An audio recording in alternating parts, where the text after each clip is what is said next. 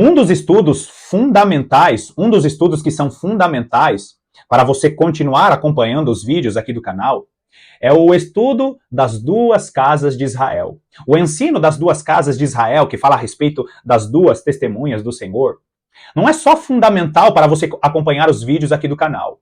É fundamental para você conhecer as profecias do Antigo Testamento. O cristão que não conhece ou que não entende o ensino das duas casas de Israel é um cristão que tem a sua mente bloqueada para a maior parte das profecias do Antigo Testamento. O cristão que não conhece o ensino das duas casas de Israel não vai entender praticamente nada do que está sendo relatado no livro de Apocalipse. Eles não sabem o que significa quem são as duas testemunhas, eles não sabem o que significa os 144 mil selados, eles não sabem o que realmente significa ser a igreja do final dos tempos. E eu não estou falando isso, queridos, para que você seja uma pessoa dependente deste canal, muito pelo contrário. Você precisa ter o entendimento do ensino das duas casas de Israel, porque Deus revelou ao profeta Daniel que ele tem revelações específicas para a igreja no final dos tempos. Daniel se interessou pelas revelações que estavam acontecendo ali no tempo dele. E ele continuou ali no capítulo 12 insistindo: Senhor, me revela mais a respeito dessas coisas, a respeito dessas maravilhas sobre o tempo do fim. E Deus fala para ele: encerra, sela o livro, Daniel, porque essas revelações serão abertas para os meus servos do tempo do fim. E é justamente o que eu quero fazer com você hoje na meditação deste dia, né? Na meditação do vídeo de hoje. As revelações do ensino das duas casas de Israel, que os apóstolos, que o apóstolo Paulo, que o apóstolo Pedro, que o apóstolo Tiago, homens que foram inspirados pelo Espírito Santo, eles escreviam e ensinavam às suas igrejas e às suas congregações essas revelações maravilhosas. Seja muito bem-vindo a mais essa meditação do canal A Lâmpada para os Meus Pés.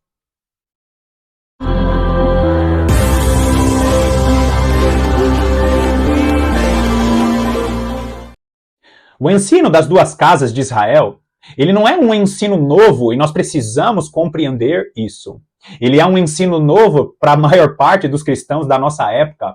Mas se você meditar de maneira profunda na palavra de Deus, você vai ver escancarado diante dos seus olhos que os apóstolos, eles só falavam das duas casas de Israel. Nós vamos encontrar o próprio Jesus Cristo, o nosso Senhor, falando muito a respeito dos samaritanos. Foi ali que começou a salvação dos gentios. Você lembra quando aconteceu a divisão do reino? Acontece ali a divisão do reino. Lá, na época de Salomão, o reino é dividido, 2 reinos são estabelecidos, e aí fica de um lado o reino do sul e o reino do norte. O reino de Judá e o reino de Israel, ou o reino de Efraim, ou o reino ali, cuja capital era Samaria.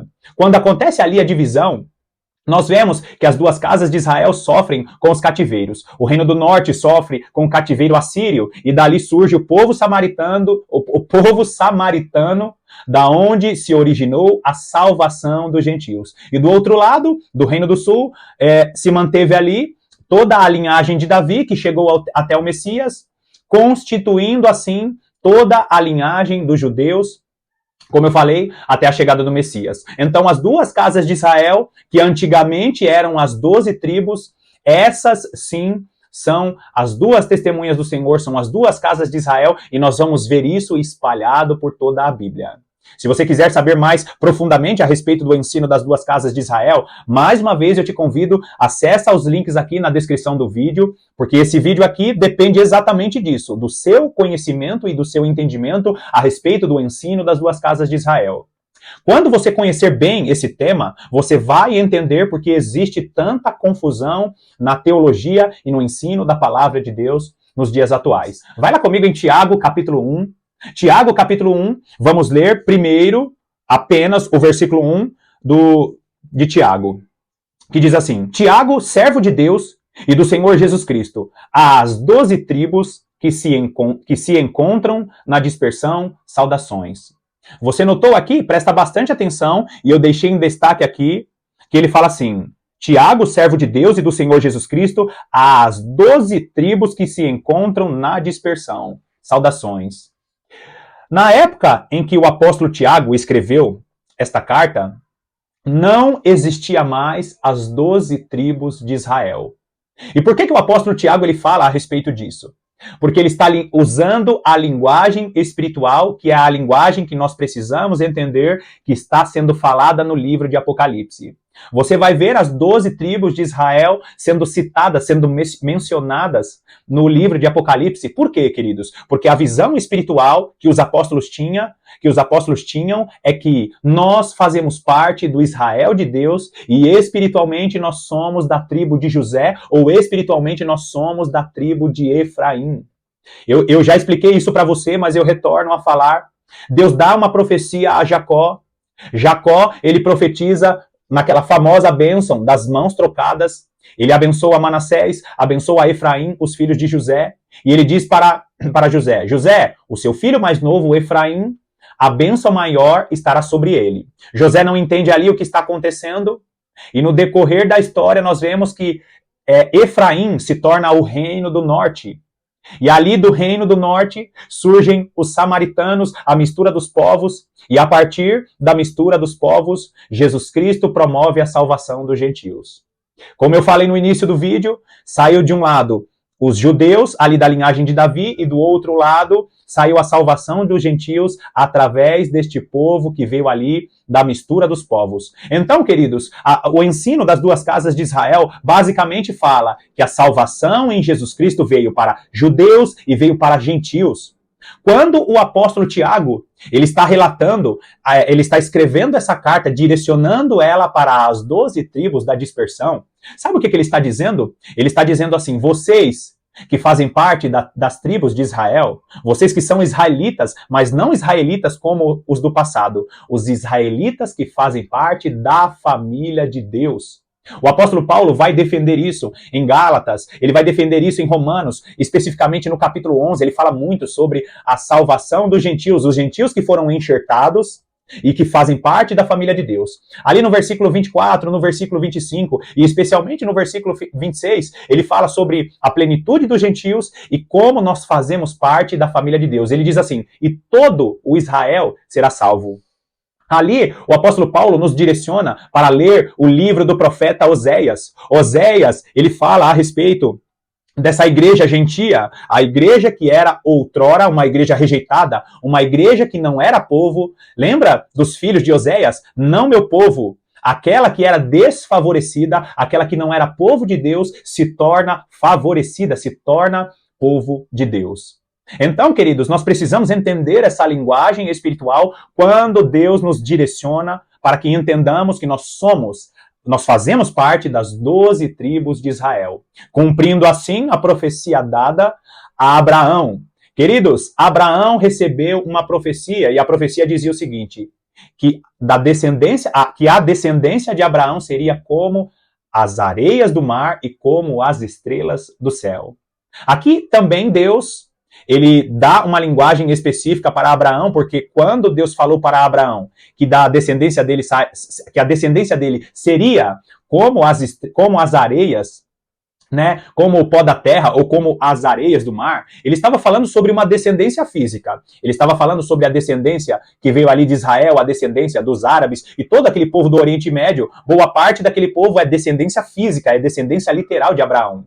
Agora, quando ele fala assim que a descendência de Abraão seria como as estrelas do céu, eu tenho um estudo aqui, eu vou deixar na descrição, que a descendência de Abraão, como as estrelas do céu, ele está falando sobre uma descendência espiritual.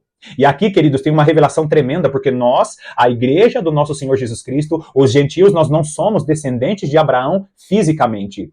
Por causa do sacrifício de Jesus na cruz do Calvário, nós podemos fazer parte da família de Deus, nós podemos fazer parte das 12 tribos de Israel e, por isso, nós somos a descendência como as estrelas que estão nos céus.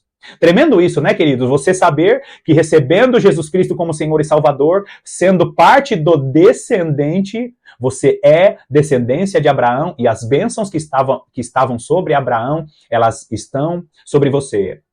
Você consegue notar aqui como é profundo esse primeiro versículo da carta do apóstolo Tiago? Ele escreve, as 12 tribos que estão na dispersão, ou seja, Oficialmente, não existem mais as 12 tribos de Israel, mas espiritualmente nós fazemos parte da tribo de José, nós fazemos parte da tribo de Efraim, que era o filho de José, e você vai encontrar essa linguagem para entender as profecias no livro de Apocalipse, para entender as profecias dos 144 mil selados que está lá registrado em Apocalipse, para entender a profecia das duas testemunhas. Tremendo isso, queridos. Quando o Apocalipse fala das 12 tribos de Israel, ele está falando da igreja convertida em Jesus Cristo. Judeus e gentios em Jesus Cristo fazem parte das 12 tribos de Israel. Agora, nós falamos sobre o entendimento do apóstolo Tiago. O apóstolo Tiago, que participou daquele concílio famoso, provavelmente o primeiro concílio feito em Jerusalém, para estabelecer algumas bases da fé no início da igreja primitiva. E olha só o que diz Atos dos Apóstolos, capítulo 15. Vamos ler dos versículos 12 até o versículo 18. Versículo 12 diz assim: E toda a multidão silenciou, passando a ouvir a Barnabé e a Paulo, que contavam quantos sinais e prodígios Deus fizera por meio deles entre os gentios. Neste tempo aqui, a igreja, a liderança da igreja primitiva se reúne por quê? Porque existia ali uma grande confusão a respeito da salvação dos gentios. Existiam ali no meio dos cristãos, que não eram judeus, alguns costumes estranhos. E do outro lado tinha os cristãos que eram judeus, que estavam tentando entronizar as regras da lei, o judaísmo, no meio da igreja. Dois extremos, e ali acontece a reunião entre os apóstolos para estabelecer as bases, porque os apóstolos sabiam que a lei moral que estava escrita na lei de Moisés, que estava escrita nos profetas, na verdade estão escritas na lei de Moisés e nos profetas, nós precisamos seguir a lei moral, não matarás, não roubarás, não cobiçarás a mulher do teu próximo, todas essas são leis moral. O que não estava valendo mais, ou que não devemos seguir mais de maneira literal e apenas de maneira espiritual, é a lei chamada lei cerimonial. Então todas aquelas matanças de animais, todos aqueles rituais foram anulados e cancelados porque Jesus Cristo já cumpriu na cruz do Calvário. Não anulamos a lei, nós continuamos seguindo a lei, mas essa lei agora tem uma nova aliança. Aquilo que é moral continua, devemos seguir a lei moral, mas a lei cerimonial é apenas a sombra daquilo que Jesus Cristo cumpriu e ainda vai cumprir. Então, ali na igreja primitiva, estava sendo estabelecido as bases para a fé da igreja. E ali, o apóstolo Paulo e também Barnabé estavam falando, olha, Deus está promovendo a salvação dos gentios e promoveu no meio de nós muitos milagres. Olha o versículo 13. Depois que eles terminaram, falou Tiago dizendo, irmãos, atentai nas minhas palavras. Expôs Simão como Deus primeiramente visitou os gentios, a fim de constituir dentre eles um povo para o seu nome. Conferem com isto as palavras dos profetas, como está escrito. Cumpridas estas coisas, voltarei e reedificarei o tabernáculo caído de Davi, e levantando-o de suas ruínas, restaurá-lo-ei, para que os demais homens busquem o Senhor e também todos os gentios sobre os quais tem sido invocado o meu nome. Diz o Senhor, que faz estas coisas conhecidas desde os séculos. Então, o apóstolo Tiago está dizendo, queridos irmãos, nós devemos receber os gentios, nós devemos receber os não-judeus para fazer parte da fé. Agora, presta bastante atenção nisso aqui, queridos. Por quê? Porque nós vamos encontrar este padrão na palavra de Deus. Os apóstolos, os escritores do Novo Testamento, com muita frequência, eles escrevem, dão um parecer e eles colocam uma referência no Antigo Testamento. Por exemplo, aqui o apóstolo Tiago, ele cita Amós capítulo 9. Hoje eu não vou ler Amós capítulo 9, mas ele cita Amós capítulo 9. E o que Amós está falando ali? Amós está falando sobre a salvação dos gentios, está falando sobre a união das duas casas de Israel.